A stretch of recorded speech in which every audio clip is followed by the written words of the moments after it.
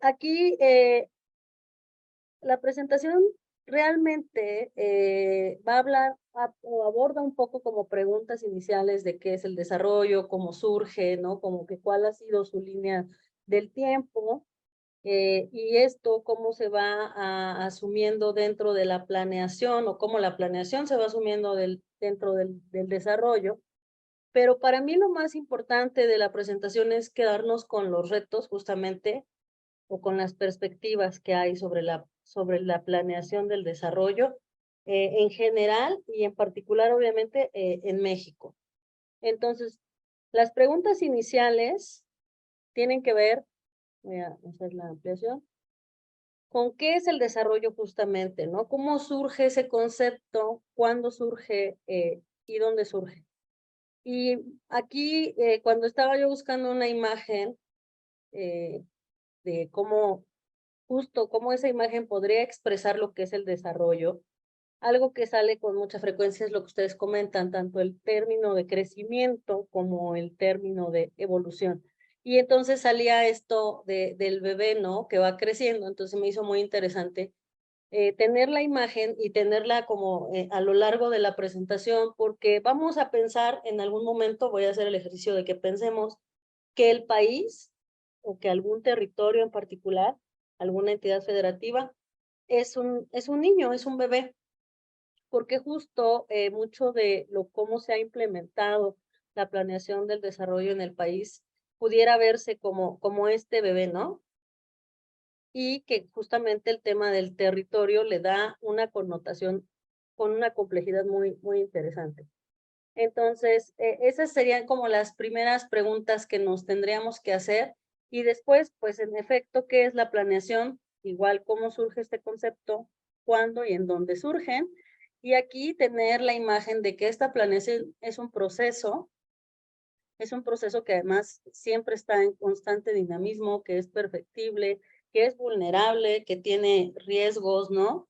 Que por mucho que podamos hacer a lo mejor una planeación casi perfecta o excelente, siempre va a ser algo que va a estar sujeto a algunos riesgos que difícilmente vamos a prever, ¿no? Más dependiendo de la escala en la que estamos trabajando y de muchos factores naturales, sociales, políticos, etcétera. Entonces, voy a ir tratando de responder esto en las siguientes diapositivas. Aquí también haciendo un paréntesis o un énfasis entre conceptos que tienen que ver con el desarrollo. Puede que haya más, ¿no? Pero conceptos que son clave. Y uno de estos, y el principal o el que se asocia directamente con el surgimiento del desarrollo o del concepto de desarrollo, es el tema del crecimiento económico, ¿no? Que justo vamos adelante a ver cuál es la diferencia entre crecer económicamente y entre desarrollarnos económicamente, pero también el desarrollo tiene que ver con otras cuestiones no solo económicas, ¿no? Sociales, ambientales, territoriales, personales incluso, ¿no? Cómo este desarrollo vincula los problemas públicos y los problemas privados y a la vez cómo este desarrollo involucra a los entes públicos y a los entes privados, ya sean entes privados organizados o individuales. Cómo el concepto de desarrollo se vincula con el espacio y con el tiempo, que es algo que también muchas veces no se tiene como mucha claridad, sobre todo en la parte del espacio, ¿no? A lo mejor el tiempo sí, sí es algo objetivo que se trabaja en las políticas públicas por los plazos que establecen las normatividades muchas veces.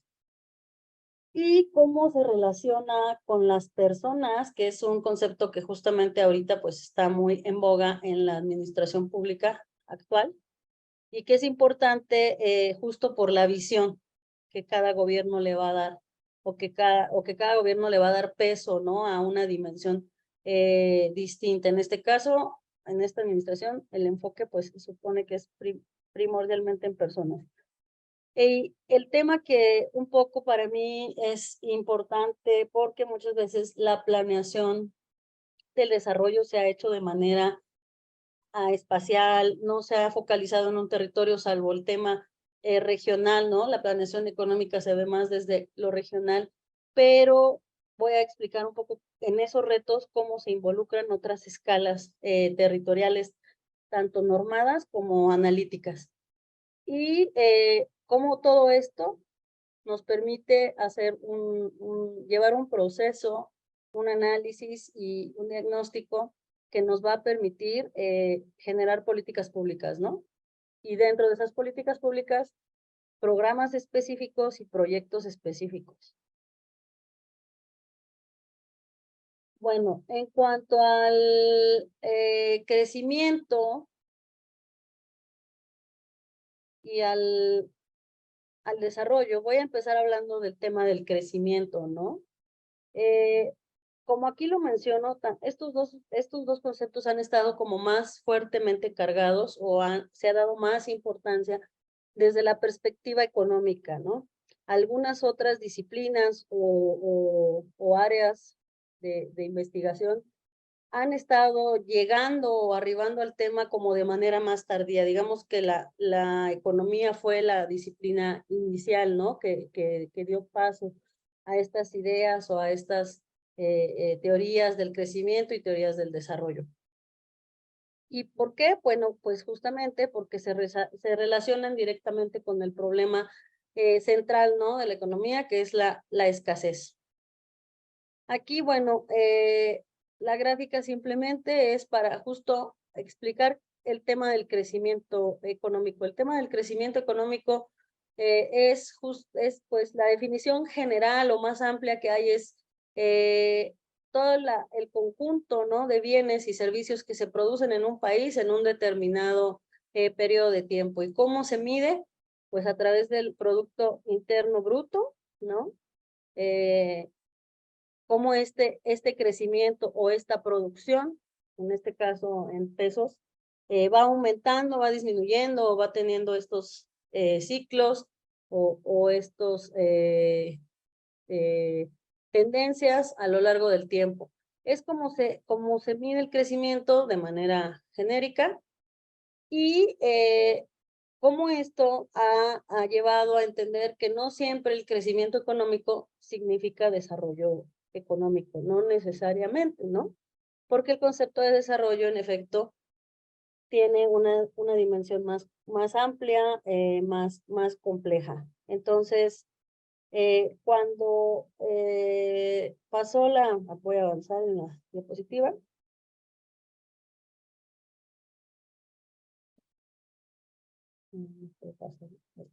Perdón. Justamente en esta línea del tiempo o en estos orígenes, el tema del crecimiento económico empezó a ser como un tema importante, más importante porque ya lo era, fue justamente a partir de la crisis de 1929, ¿no? En Estados Unidos. ¿Por qué? Porque, bueno, ya se venía trabajando con el tema de incrementar la productividad en los países, pues por todo el tema de la industrialización, ¿no? Cómo se podía producir más, cómo se podía llegar a ampliar el mercado y sostener en el tiempo este aumento, ¿no? De la producción. Entonces, a partir de la crisis empiezan a cuestionarse todas estas teorías que los clásicos habían pues puesto, ¿no? En el mundo en general y sobre todo pues en los análisis económicos y académicos. Empiezan a cuestionarse, ¿no? De que pues no siempre la famosa mano invisible, no siempre como que hay libertad de elección, ¿no? Hay algunos problemas relacionados al mercado que hacen que ese crecimiento de repente no se dé o no se dé de manera sostenida y que había que intervenir de otras maneras, ¿no? Para que ese crecimiento pudiera darse, en este caso, con toda la teoría keynesiana de cómo el Estado tenía o no que incidir, ¿no? O de cómo estos errores iban a corregir a partir de la participación del gobierno, básicamente, más que del Estado, ¿no? Y cómo se podían corregir estos errores para seguir aumentando este crecimiento, cómo se tendría que hacer más adelante esta combinación entre lo público y lo privado, si tenían que coexistir, si se le dejaba al privado. Básicamente ha sido la discusión y los modelos económicos que se han planteado, ¿no? El modelo neoliberal, primero a lo mejor un modelo que tenía que ver con que los propios países generaran su producción sin depender mucho del exterior, y después entender que en efecto se requería de estos vínculos más fuertes con otros países, tanto para producción como para consumo. Y después, pues se fueron incluyendo algunos factores, a lo mejor no tan cuantitativos, como la parte de la nueva economía institucional, todo el tema de la normatividad, de cómo el Estado debería ser un regulador a lo mejor y no tanto una figura que interviene o que es quien lleva los procesos productivos, ¿no? O que en qué áreas o en qué actividades sí debe llevar procesos productivos y en cuáles no. Pero básicamente, pues su papel es el de regulación, ¿no? Y aquí en otros enfoques es justamente donde ya más hacia la década de los 90 o 2000 se empieza a tomar más en cuenta, o sea, es un proceso que va iniciando a fines de los 70, 80, pero se empieza a tomar más en cuenta otros aspectos justo como el desarrollo social, ¿no? El tema social, el tema ambiental, el tema relacionado incluso con los derechos humanos, ¿no? Que desde los 80 ya se venía trabajando, pero que no logra introducirse tanto en los países hasta pues principios del 2000, ¿no? Finales de los 90, muy a finales, principios del 2000 básicamente.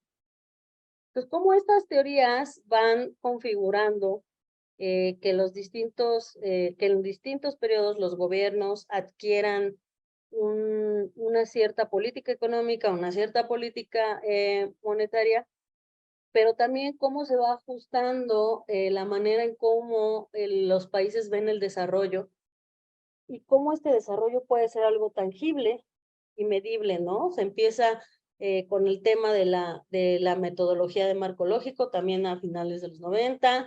Bueno, en Estados Unidos tal vez ya venía un poco antes, pero en México realmente se logra institucionalizar en el 2000, ¿no? Con el cambio del partido político, y cómo se va configurando todo un esquema de mayor transparencia o de mayor rendición de cuentas, justo alineado con la planeación del desarrollo, ¿no? Entonces, en este proceso, en esta línea del tiempo, el cuestionamiento era cómo la planeación económica, ¿no? Puede ser una herramienta de gestión al servicio de la administración pública. Es decir, cómo el desarrollo o el crecimiento, cada uno por su lado o juntos, pasan de estar o de tenerse desde una perspectiva a lo mejor microeconómica o interna de las industrias. ¿Cómo puede esto pasar como una herramienta que le permita a la administración pública, al gobierno, también pues avanzar hacia el desarrollo, ¿no? Ese desarrollo que a lo mejor no se ha logrado solamente de que las empresas o el sector público haya implementado mecanismos para mejorar la producción. Y pues el origen, ¿no? De esto es un origen también de algún modo político, ¿no? Social, en el sentido de que todos sabemos esta división que hubo en su momento sobre los países socialistas y capitalistas, y que realmente la planeación como económica obligatoria, indicativa, estaba en estos países, ¿no? En el caso de los países capitalistas no había esa planeación indicativa, como decíamos, era algo que, pues, era algo natural, digamos, ¿no? Dentro de los sectores económicos propiamente. Pero de algún modo, como esta planeación indicativa se retoma, ¿no? Y va avanzando para que los gobiernos capitalistas también la asuman como parte de pues de sus actividades. Pues aquí algunos ejemplos, ¿no? De cómo fue introduciéndose ahí en la India, ¿no? Hablamos del plan Bombay, en el caso de Francia, ¿no? Igual, cómo fue uno de los primeros países en Europa que empezó a planificar, ¿no? Económicamente. Y luego, justamente lo que comentaban, la Gran Depresión, ¿no? La crisis del 29, que empezó a replantear el tema de la escasez, el tema de la mano de obra, el tema de los servicios, de la reconstrucción, ¿no? De todo lo que había quedado, de los recursos naturales, ¿no? También. Entonces, cómo esto lo van adaptando, ¿no? Y lo van incluyendo en esta planeación económica. Entonces, como menciono aquí, en el recuadro amarillo, dejó de ser vista como una técnica exclusiva de gobiernos comunistas y pasó a ser la mejor opción para corregir fallas manifiestas en las crisis del capitalismo, ¿no? Entonces, se adopta, se crean estos organismos internacionales, ¿no? Tanto de financiamiento como de política de desarrollo, y justo estos organismos, en el caso particular de la CEPAL, lo trasladan a los gobiernos de países en vías de desarrollo, que se llamaba en ese entonces, ¿no? O países que estaban emergentes. Y justo con este avance de cómo los gobiernos lo van adoptando de distintas maneras, como les comentaba yo, cómo se van sumando otro tipo de perspectivas que no necesariamente o que no se centran o se circunscriben en la parte económica, ¿no? Que el fundamento o el sustento, el soporte es la parte económica, pero no es solo eso, ¿no? Y entonces, de algún modo, esto se va haciendo un poco más complejo a nivel operativo para los gobiernos, y también pues para ser, pues para rendir cuentas básicamente, ¿no? Cómo se va complejizando todo esto. ¿Por qué? Porque justo el desarrollo se empieza a concebir como un derecho humano, ¿no? Entonces, en el momento en que el desarrollo es visto como un derecho humano, el peso a lo mejor que había de la economía ya no está por encima, sino se tiene que empezar a poner en un nivel más horizontal. Pues a mí me parece fundamental en este momento de la historia de la humanidad, tener esa precisión, ¿no? De que el concepto de desarrollo ha ido evolucionando, no solo de ser una cuestión de una mejora en la calidad de vida, una evolución, como mencionaban, sino que es también un derecho humano. Y a partir de eso, sí hay un cambio de visión en ese marco, porque involucra muchas cosas, ¿no? Y sobre todo que en las normativas de los países esté establecido así, ¿no? También, o sea, que quede asumido como un concepto que es pues un derecho humano por encima de muchos otros a lo mejor intereses. Y en ese sentido, a mí en lo personal, siempre me destacó, yo como podrán haber leído o escuchado, perdón, un poco de mi semblanza, mi perfil es más del tema de planeación territorial. Sin embargo, he tenido experiencia laboral en el tema de evaluación de programas sociales y de política social. Y justo ese ha sido algo muy interesante porque como la planeación del desarrollo, ¿no? Que está establecida en la ley de planeación, es una planeación que está vinculada directamente con el tema presupuestal, con el tema de la económico. Hay una desconexión con otras planeaciones, ¿no? Con otras planeaciones que también a su vez están cubriendo o tratando de cubrir derechos humanos, ¿no? Y que entonces no podríamos cerrar, como que tener esa perspectiva a lo mejor todavía un tanto limitada de que la planeación del desarrollo solo consiste en que la gente a lo mejor acceda a recursos que están catalogados como presupuesto social, ¿no? Que tendría que visualizarse el presupuesto en temas ambientales, el presupuesto en temas de riesgos, el presupuesto en temas territoriales, como parte de ese desarrollo, ¿no? Y tendría que irse hacia esa visión. Y tiene que ver con un concepto que para mí es fundamental, que es el de la gobernabilidad, ¿no? Porque este desarrollo, esta evolución de un país, de las personas que habitan ese país, tendrían que demostrarse, o sea, una manera de demostrar que estamos avanzando, que estamos desarrollándonos, es que ese país tenga más gobernabilidad, ¿no?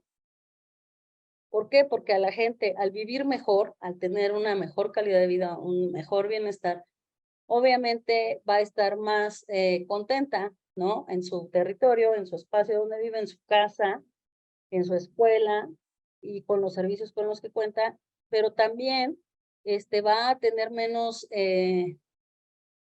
pues menos peticiones en teoría, ¿no? Va a tener menos demandas que hacerle a los gobiernos. Y bueno, justamente en esta evolución del concepto de la planeación del desarrollo, que en un inicio a lo mejor en la década de los 80, cuando se hace la ley de planeación y cuando surge el primer Plan Nacional de Desarrollo, donde a lo mejor el objetivo principal era ya empezar a darle pues una válvula de escape a estas crisis que ya se venían teniendo, ¿no? Económicas, a este decrecimiento, o bueno, no decrecimiento, pero a este poco crecimiento del Producto Interno Bruto. Entonces, una manera, pues, era hacer este plan, ¿no? Para encauzar de mejor manera los recursos, los recursos y de una manera más organizada la producción en el país. Pero hasta ese momento, todo este tema del presupuesto basado en resultados, todo este tema de la planeación un poco más focalizada no estaba tan vigente, ¿no? Entonces empezaron a existir distintos programas, tanto de infraestructura, programas sociales, ¿no? Que realmente se empezaban a operacionalizar, pero no se sabía exactamente los recursos, cómo llegaban, cómo se gastaban, y que realmente cuál era el impacto, ¿no? Que había en las personas y en los lugares donde se implementaban. Entonces, algo que ha sido parte de esta evolución es todo el concepto de la evaluación, del seguimiento, ¿no? De la gestión de los programas y proyectos, no solo la gestión financiera, ¿no? También esa gestión en cuanto a que haya voluntades para llevarlos a cabo y de que realmente esté orientada a resultados, ¿no? Y que esos resultados puedan ser de algún modo tangibles y puedan ser medibles y puedan ser de conocimiento, ¿no? De todas las personas. Y justo el tema de evaluación, pues para poder encontrar estos, a lo mejor, posibles fallas, posibles áreas de oportunidad para mejorar o para reconducir el proceso de planeación. Entonces, yo lo que encontré por ahí, pues puede haber este concepto muy a nivel general de lo que es desarrollo, que justamente es este cambio, ¿no? En el bienestar o este cambio en la calidad de vida que tiene que ver a lo mejor con cosas, con servicios o con acceso a ciertas cuestiones básicas, salud, educación, empleo. Creo que el concepto en este momento de la historia tiene que ser todavía mucho más amplio, ¿no? O sea, el desarrollo tiene que tender a que la gente pueda vivir, si no de manera autosuficiente, porque creo que esa es una meta compleja, sí que de la manera, o sea, que la gente pueda estar dependiendo menos, ¿no? De muchas cosas o de muchas personas para poder realizarse. y que los gobiernos igual tengan que depender lo menos posible de otros factores externos para poder llevar a cabo sus políticas, sus estrategias, sus programas, sus proyectos. Y justo pensando en este sentido de que es un derecho, ¿no? Y que el concepto de desarrollo también tiene que tender a que la gente tenga tranquilidad, tenga cierta seguridad de que su vida lo va a llevar a lograr metas que se ha propuesto, ¿no? De manera personal. Entonces, en ese sentido, yo quería abundar, antes de pasar a la parte de los retos, sobre las distintas planeaciones, ¿no? En México, desafortunadamente o afortunadamente, a veces tenemos una planeación sectorizada que permite operacionalizar a lo mejor el presupuesto, pero que realmente desde la forma en cómo ese presupuesto se concibe y se asigna, ya tenemos algunas limitaciones para poder llevar a cabo una política de desarrollo más amplia, ¿no?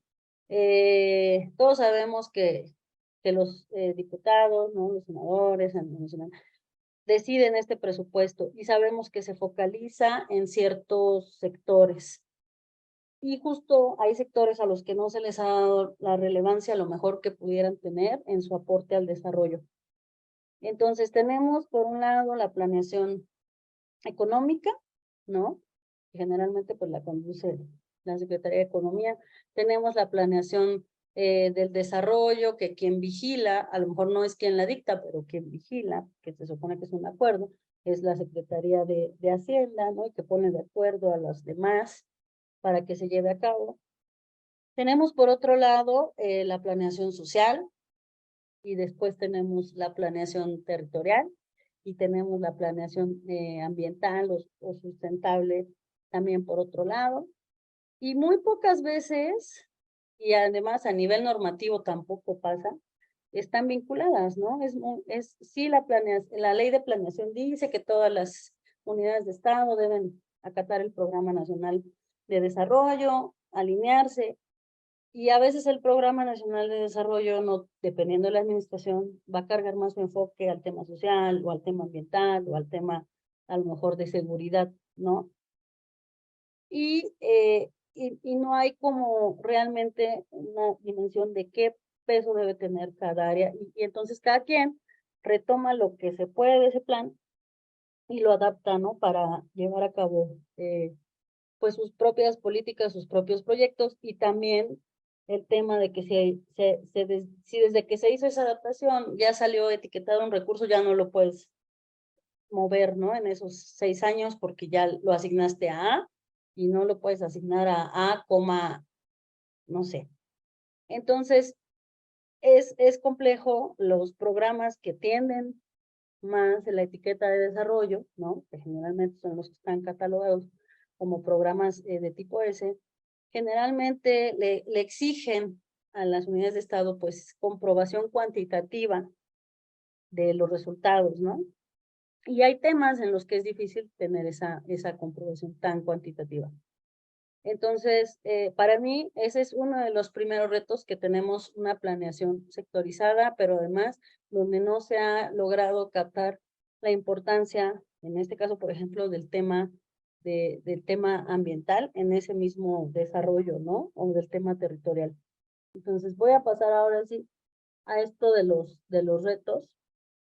Y uno de esos es justamente de la intersectorialidad, ¿no? Por ejemplo, es interesante esto que mencionaron en mi semblanza del trabajo que hice para Ecuador con la cooperación alemana, porque aunque era un trabajo que tenía que ver con el área de desarrollo urbano y ordenamiento territorial, fue muy interesante para mí descubrir que Ecuador, aunque fuera nada más en la ley, no sé operativamente si lo están haciendo, la ley de Ecuador vincula a la planeación del desarrollo con el ordenamiento territorial y el desarrollo urbano. O sea, están vinculados desde la ley. No hay una ley de planeación por un lado, no hay una ley de asentamientos por otro lado, sino que están juntas Y ese plan de desarrollo, de ese plan de desarrollo directamente derivan esas estrategias territoriales, esas estrategias urbanas, ¿no? Y que además incluye que esa visión de esta ley tiene que ser sustentable y sostenible, ¿no? Entonces, lograr eso en una ley debe ser algo complejo, porque justo en México no existe, y eso es algo que se me hacía interesante, y que operativamente logres que funcione, ¿no? Entonces, así como hay un Coneval que evalúa aquí la política social y los programas presupuestarios, ellos tienen una procuraduría, ¿no? Nacional que justo revisa que los gobiernos de las entidades federativas, los gobiernos municipales, ¿no? Y todas las escalas tengan estos instrumentos de planeación y que en efecto cumplan con que no solo son de desarrollo, o no solo son de desarrollo urbano, o no solo son de ordenamiento territorial, sino que están, o sea, operativamente están las tres cosas funcionando, ¿no? Otro tema que pues creo que históricamente no hemos podido como superar en el país, a pesar de que ya alineamos las elecciones lo más que se puede, es el tema de la multitemporalidad, ¿no? O sea, todavía a lo mejor para los gobiernos locales 3 años sigue siendo poco para implementar cosas. Y justamente tiene que ver con algo que más adelante voy a decir, que es esto de la capacidad técnica. A veces no se dimensiona que el presupuesto basado en resultados, si tú estás hablando de un programa de 6 años, estos proyectos, aunque tú los vas a estar, o estos programas presupuestarios, tú los vas a estar midiendo por año, esa medición por año, su escala es el cumplimiento del sexenio, ¿no? O sea, no es solo por año, no es solo cumplir el año, sino es la visión que hay en esos 6 años, ¿no? Y a veces no se tiene tan clara esa parte, ¿no? A veces solo se quiere cubrir, o sea, salvar el año fiscal, demostrar en qué se gastó y ya, ¿no? No se tiene esa visión más al mediano plazo. Y no solo del programa presupuestario, sino a lo mejor de otros proyectos específicos que tienen los gobiernos locales, ¿no? Y los gobiernos municipales sobre todo. El tema de la multiescala, justo aquí les decía de los territorios, bueno, todos sabemos que en México está en las entidades, el gobierno nacional, entidades federativas y municipios, y es lo que está establecido en la ley, pero hay otras escalas como la regional, como la metropolitana, como la urbana, que aunque no están legalmente o sea, establecidas como territorios, sí son áreas en las que están desarrollándose un montón de problemas y que hay un montón de necesidades. Y justo en el tema regional, al menos para la parte territorial o para el sector territorial, la ley de asentamientos humanos, cuando se modificó en 2016, ya no tiene claramente, o más bien no está dentro del sistema de planeación territorial, ¿no? El sistema general, no existe la escala regional, ¿no? Se menciona de algún modo en la ley el tema regional, pero no forma parte de ese sistema. Cuando desde la perspectiva de economía o de la Secretaría de Economía todavía existen ciertas regiones, ¿no? O sea, todavía existe esta regionalización. Entonces, en la SEDATU no se menciona como parte, o en la Ley General de Asentamientos Humanos, no se menciona como parte del sistema de planeación territorial, pero sí, sí se habla que en la Estrategia Nacional de Ordenamiento debe estar esta escala regional. Entonces, tenemos ahí cuestiones que a la hora de operacionalizar complican el tema del desarrollo y estas escalas, ¿no? Igual las escalas, les decía, más puntuales, más locales, no el municipio a veces tiene una cabecera que es el área urbana y que es chiquita y todo el demás municipio es, ejemplo, si algunos han visto ahí el mapita o conocen el físico, San Luis Río Colorado, ¿no? Está el centro urbano chiquitito y todo lo demás es área o rural o área que tiene todavía alguna clasificación, alguna reserva natural, o que no está clasificada, pero que no está habitada, ¿no? Y justo esas escalas son las que todavía siguen costando trabajo. ¿Cómo las asociamos al tema del desarrollo, no? Y generalmente pues se enfoca en los centros urbanos y se deja de lado a las áreas naturales y se deja de lado a las áreas, o eso le toca a otro, ya no me toca a mí, y no hay realmente una política de desarrollo que los incluya a todos. El tema de la búsqueda del consenso, sobre todo en la elaboración de los planes de desarrollo, ¿no? Que siempre se busca un consenso. Creo que va a ser muy difícil en México tener un consenso, ¿no? O estar buscando el consenso como que todos estemos de acuerdo con lo mismo. O sea, las personas somos muy diversas, los grupos, las ideas. Pensar el concepto como que todos tengamos el mismo objetivo, creo que es algo que también tiene que modificarse y cambiar, ¿no? Más bien es tener claridad en qué grupos de personas existen de manera genérica, y cuáles son los intereses de cada grupo, qué es lo que están necesitando y pidiendo, y un poco tratar de ir pues solventando cosas con cada grupo, ¿no? Y estas poderlas integrar a un documento de planeación, y a una estrategia, y a la implementación, y a la evaluación. Pero pensar en que todos vamos a ir sobre un objetivo único, creo que es algo que no nos ha estado funcionando. Hay que modificar leyes, por lo que ya comentaba, ¿no? Hay que cambiar leyes, hay que crear reglamentos, faltan muchos reglamentos. Pensar en una nueva forma de asignar el presupuesto y que está relacionado justamente con la parte de monitoreo y seguimiento reales, es decir, cómo medimos, no sé, si se otorga recursos o presupuesto para un programa de manejo. ¿Cómo medimos? ¿Cómo le demuestro a Hacienda que cumplí? ¿No? A veces o sea, ¿cómo hago un indicador en la MIR que diga que esto tiene un impacto? Que elaborar un documento tiene un impacto, ¿no? No solo a lo mejor, y por eso venía el ejemplo del niño. Los programas o la manera en cómo se evalúan los programas sociales está muy pensado en este tema de un niño que no come 3 veces al día, ¿no?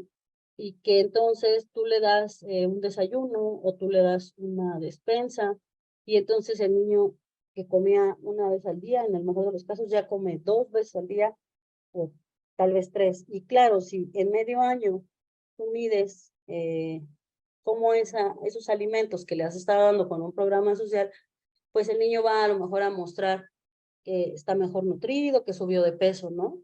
Pero ¿cómo haces eso, no? En otro tipo de proyectos, ¿cómo demuestras que una vivienda con ecotecnologías ya cambió en medio año? O sea, que ya la gente dejó de gastar o de consumir. ¿Cómo lo demuestras fehacientemente para que tu programa sea sostenible en el tiempo, ¿no? Para que el que tú hayas planteado esa ecotecnología, no te digan, es que a mí no me estás demostrando que la gente ya redujo el uso del agua. Tú no me estás demostrando que gracias a eso se aumentó, no sé, porque a lo mejor te planteaste como objetivo, que también tiene que ver con cómo planteamos y diseñamos los programas. No me estás demostrando que eso está sirviendo para que haya más o menos pérdida de agua, ¿no? ¿No? O cómo me estás demostrando que esos árboles que plantaste realmente están combatiendo el cambio climático. ¿Cómo lo mides? Y en el tema urbano, ¿cómo me estás demostrando que el que un municipio tenga un espacio público está haciendo que la gente tenga más seguridad, que la gente, no sé, se reduzca la violencia? ¿Cómo me demuestras eso en un año, en medio año, no? Porque así funciona el programa presupuestario. Entonces, ese seguimiento y ese monitoreo debería estar ser más realista, ¿no? Y decía, tiene que ver con capacidades técnicas de tomadores de decisiones y obviamente pues también de los equipos que arrastran el lápiz. Y el tema igual que a lo mejor todos siempre hemos cuestionado, que es esta alineación y esta coordinación entre los tres órdenes de gobierno, no solo para el diseño, ¿no? Sino para implementar, para dar seguimiento y para evaluar. O sea, si hubo un proyecto que lo ejecutamos entre los tres órdenes de gobierno, ¿qué le toca a cada quien medir o cómo se van a coordinar para esa medición, para ese seguimiento? Y también es importante, y se menciona creo que poco, es la cultura laboral, ¿no? Del funcionario público, porque justamente por todas las dinámicas que hay, pues cumplo con mi trabajo porque no puedo hacer más, ¿no? O sea, trato de cumplir a lo mejor al mínimo, porque no puedo hacer otra cosa. Y ese cumplir, pues justo es, a ver, si me están pidiendo que yo diga que el niño ya tomó esta despensa y entonces el niño subió 2 kilos, pues ya, yo ya cumplí, ¿no? Cuando a lo mejor el problema pues no está en que el niño comiera 3 veces al día, a lo mejor hay otro problema atrás más fuerte y que yo no me voy a meter a eso porque pues no me toca, ¿no? Y cosas de ese tipo que en realidad tienen que ver con que yo solo cumplo con la parte que me toca y no veo más allá, ¿no? Y bueno, después de esta presentación, no sé, me gustaría si alguien considera que a lo mejor esta presentación le refuerza, le amplía o más bien siente que todavía aún así este concepto de desarrollo que dieron al inicio está más limitado. No sé si alguien quisiera como pensar o decirme si cree que el concepto que tenía al inicio puede ser más amplio a partir de esta reflexión.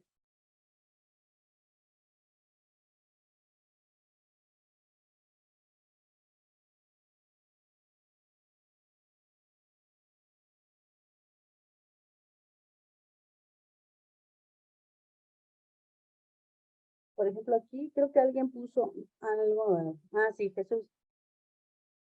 Dice, una interpretación, ¿no? Que elaboró en su tesis de maestría. El desarrollo por sí mismo es un concepto de diversas interpretaciones dependiente del contexto en que es apreciado.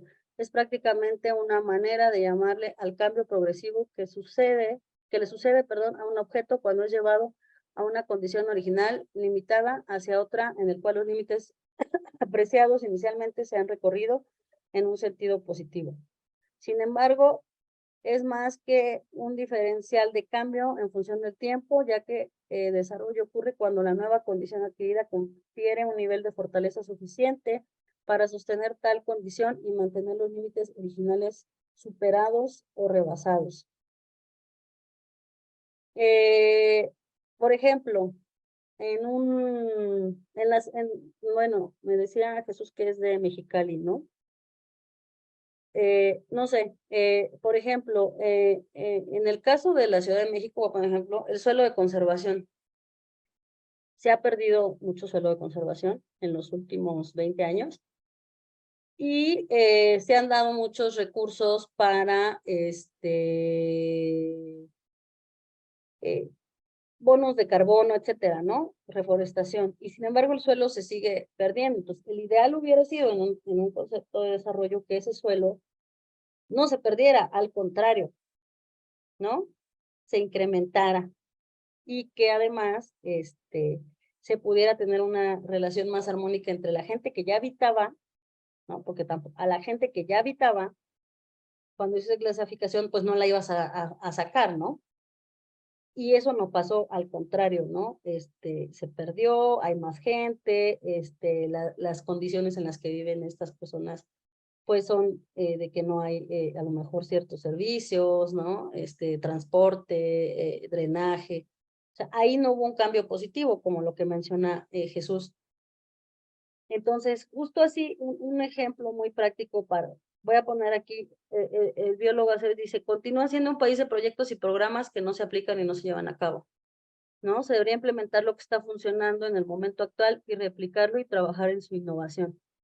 Eh, Justo eso, o sea, cómo el concepto de desarrollo se podría volver operativo, ¿no?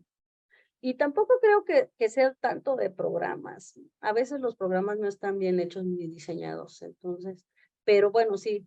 Entonces, ¿cómo ustedes ven a la luz de esto que el desarrollo puede ser un concepto operativo, ¿no? Más que, o sea, sí hay muchas teorías, hay toda una historia, pero realmente que ese desarrollo se lleve a la operacionalización, ¿no? O a la implementación, como dice aquí el biólogo. No sé si alguien quisiera comentar algo.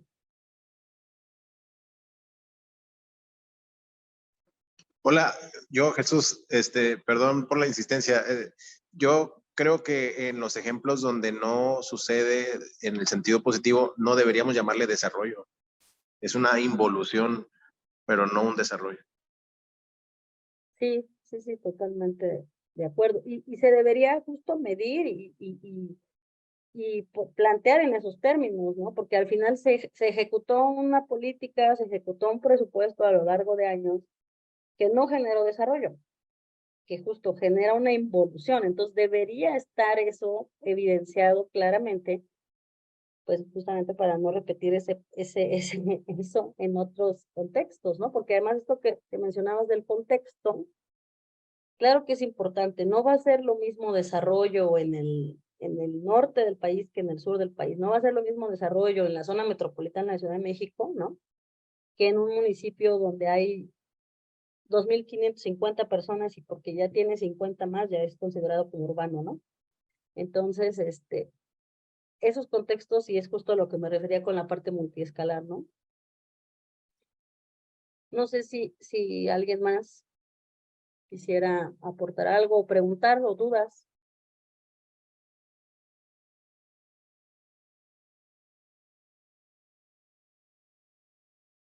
Ya no veo quién tengo por acá.